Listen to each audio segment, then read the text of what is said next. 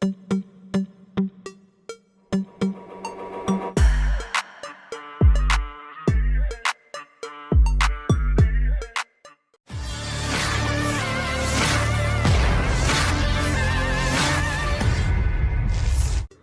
termobarik TOS milik militer Rusia terekam meluncur dan menggempur posisi tentara Ukraina. Rekamannya beredar di Telegram pada Sabtu 13 Januari 2024. Dalam keterangan unggahan disebutkan TOS Rusia secara intensif membakar posisi angkatan bersenjata Ukraina. Serangan yang akurat dan dahsyat terekam jelas drone pengintai Rusia. Akibatnya benteng Ukraina luluh lantak.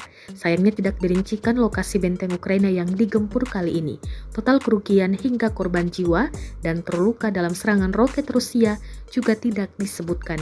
Kendati demikian, rekamannya kini telah menuai berbagai komentar dari warganet.